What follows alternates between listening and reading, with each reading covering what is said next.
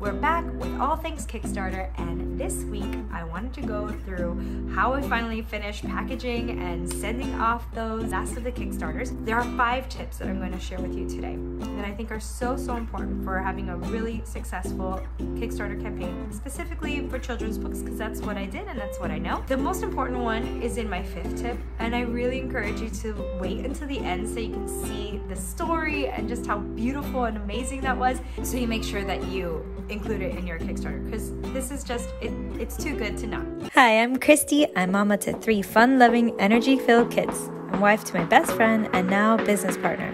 We're making big moves this year, and you're coming with us.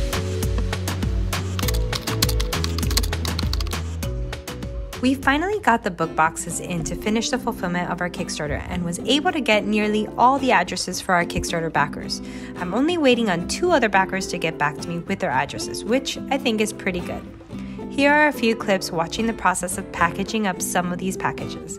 We had mostly thin literature mailers and a couple of bigger boxes with the larger rewards. I'll put some links in the description below for the items I use for packaging. Please note that I do get a small commission if you click and buy, and I hope that this list compiled helps streamline the research for all things packaging for you.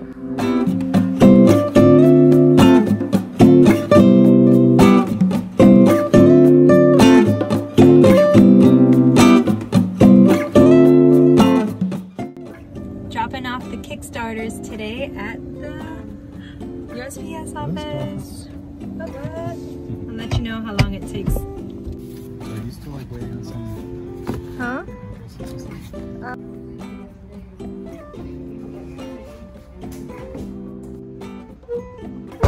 So it took us about a half an hour. Not bad. I thought it was going to take over an hour.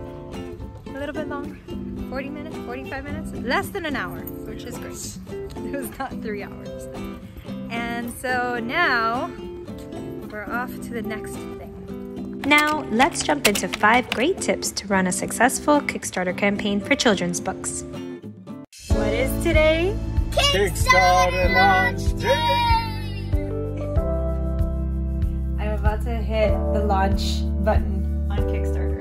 People on Kickstarter really get invested in the maker and the journey of the project, so plan to share the journey. So before you even get your campaign up and going, start collecting and organizing videos, photos, and all of the things to share clips of on Kickstarter and on all your social platforms. Something that I did was to show some of the first sketches of our characters, and I shared a cover reveal too. I also made sure to get on social whenever something big was happening, either in the form of reels or videos like this. I just clicked the button right now saying launch your project, and I did it. We are live on Kickstarter, guys. Look, can you see that?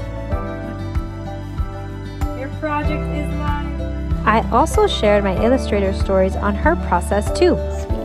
Can you guys guess, on average, how long it takes me to illustrate 1 page in a children's book? It may not be what you expect. Tip number 2, create an engaging video for your Kickstarter campaign. To be completely transparent, this was something I knew I should do, and I didn't because I was unsure of what to do and how to go about it. And it wasn't until after I had my listing up on Amazon that I realized what I really wanted. The best thing I could tell you is research. Take a look at a lot of children's books campaigns and take a look at their videos. Some of them are really simple and some of them are much more elaborate. And then meet somewhere in the middle for those. Here are some campaigns to get inspiration from for a video, and I'll also link them in the description. Here's the video that I finally decided that I wanted to do, at least for our first video. Did you just lose a tooth and you can't wait for your tooth fairy to visit? Or maybe the idea of teeth falling out and fairy visits makes your head spin.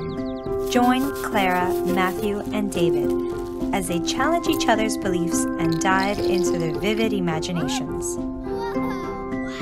Will they find common ground before it's time to sleep? With a little courage and a sense of wonder, anything is possible. 3rd tip, spread the word. And man, do I mean spread the word. This means that you have to talk to all your family and friends and ask them to not only support the campaign, but to please share it with their sphere of influence as well. If you don't have a social platform set up, this is something that you will absolutely want to set up way before starting your Kickstarter so that you have time to get into the habit of posting and engaging on the platform of your choice. Be prepared to have a pre-launch time of spreading the word during and post. Some other ways I spread the word was to, 1, I hired someone on Fiverr to help me craft and distribute a press release. 2, we contacted all the schools that my husband and I had ever gone to and graduated from, got in touch with their student alumni services, and acquired a little blurb in their latest alumni news outlet about the Kickstarter campaign. The 4th tip is to account for expenses before the campaign. What I did to help me stay organized from the beginning was make an Excel sheet that had the following pages. One of them was the packages and what each one would include, the cost and the vendor that I would be sourcing them from. And one dedicated sheet to the book printing itself. A costing sheet helps you know exactly where the price breaks lay, which in turn helps you set goals within your campaign. You'll also need to have the weight and dimensions of all the items so that you can also decipher how much shipping will be. Give yourself a buffer with the shipping, or offer free shipping and tack the cost of shipping into the cost of the actual reward tier. And then you can entice buyers by saying that you have free US shipping or free Canadian shipping, or wherever it is that you're from. If you're local, then you can offer it free if you build it into the cost of your book. The last and final tip that you've been waiting for is about reward tiers. The most important thing to keep in mind is to offer something for every budget when you're building out your pledge tiers. From the least expensive, which might be $1 or $5, that gives someone the chance to follow your campaign, to the most expensive tiers like bundles to donate to a school or a library, an author digital meet and greet, or even naming a character in the book after the donor. The one reward that we included in our own campaign that was so special was the school donation. Only one backer backed it. However, the visit to the school was absolutely incredible and definitely the reward that I most recommend putting in your campaign. Before dropping off the books, I of course first reached out to the school that the donor chose to make sure that they would accept the books. And once I had the appointment, I made special labels noting who the donor was and for what school, and put one in each of the donated books.